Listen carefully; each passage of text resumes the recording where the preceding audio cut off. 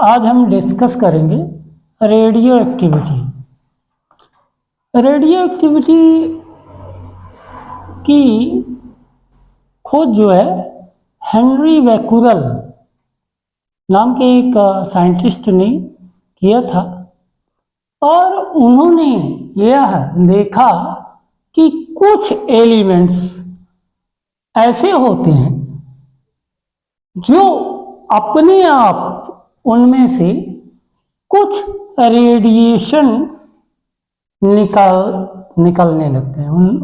मतलब कुछ ऐसे एलिमेंट्स होते हैं जो जिनके न्यूक्लियस या जो नाभिक होता है वह काफ़ी अनस्टेबल होता है और ये जो न्यूक्लियस होता है उसकी अनस्टेबिलिटी के कारण कुछ रेडिएशंस जो है वो निकलते हैं और इसी फेनामेना को हेनरी बैकुरल ने रेडियो एक्टिविटी या रेडियो एक्टिवता कहा था।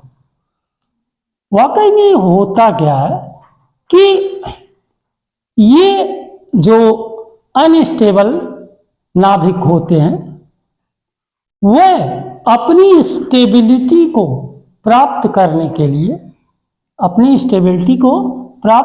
के लिए ये कुछ पार्टिकल्स को और कुछ किरणों को ये निकालते हैं।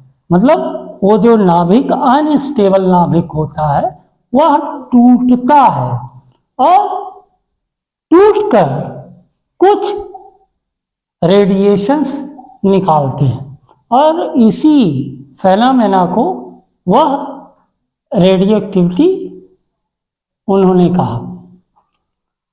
अब होता क्या है कि रेडियो एक्टिविटी में जब ये पार्टिकल्स कौन कौन से निकलते हैं पहले तो ये जानिए।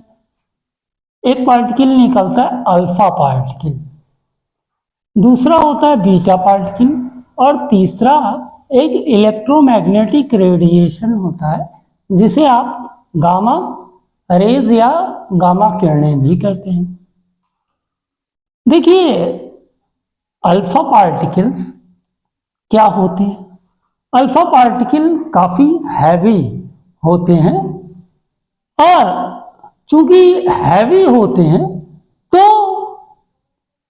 ये स्लो मूविंग होते हैं। मतलब जब वेट इनका ज़्यादा होता है तो ये मूव कम करते हैं और स्लो मूविंग होते हैं तो इनमें हाई आयोनाइजेशन पावर होती है। इनकी जो गैसों को आयोनाइज करने की या किसी भी मैटर को आयोनाइज करने की जो पावर होती है वो ज़्यादा होती है अन्य के कंपैरिजन अगर हम करेंगे तो।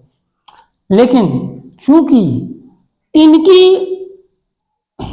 जो स्लो मोशन होती है उसके कारण इनकी जो पेनेट्रेशन की पावर होती है, मतलब किसी भी चीज को भेदने की जो क्षमता होती है वो इनकी काफी कम होती है।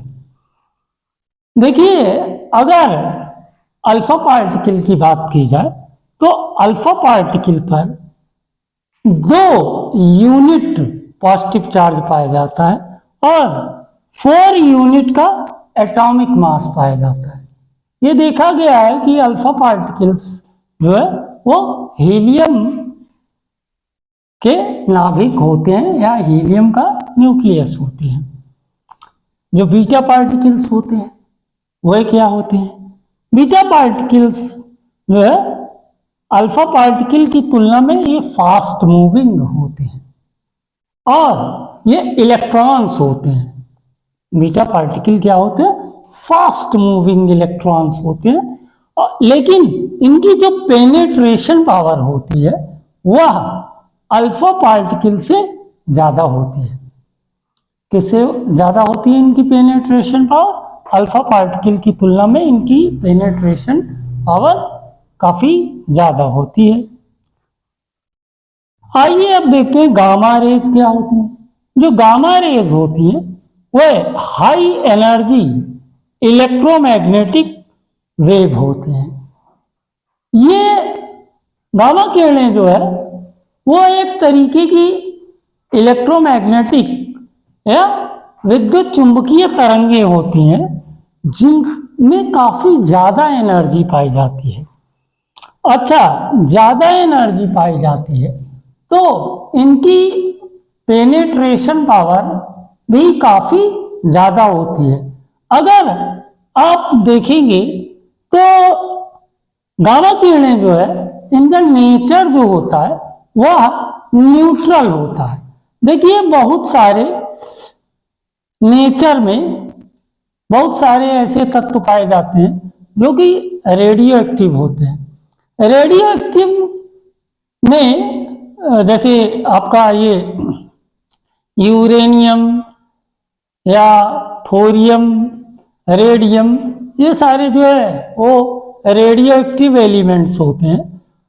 मतलब कि इनके जो न्यूक्लियस होते हैं वह काफी अनस्टेबल होते हैं, अस्थायी होते हैं। तो इनके न्यूक्लियस से स्वतः अपने आप जो है अल्फा, बीटा और गामा किरणें निकलती रहती हैं।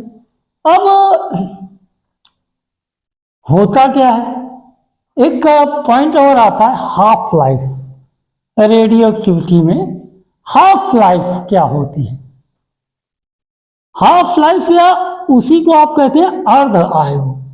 अर्ध आयु उस टाइम को कहते हैं जितने टाइम में कोई भी एलिमेंट आपने जैसे लिया 5 ग्राम ले लिया, तो वह समय, जितने समय में कोई भी एलिमेंट जितना आपने इनिशियल अमाउंट लिया था उस अमाउंट का आधा हो जाए, उसी चीज को कहते हैं उसकी अर्धायु।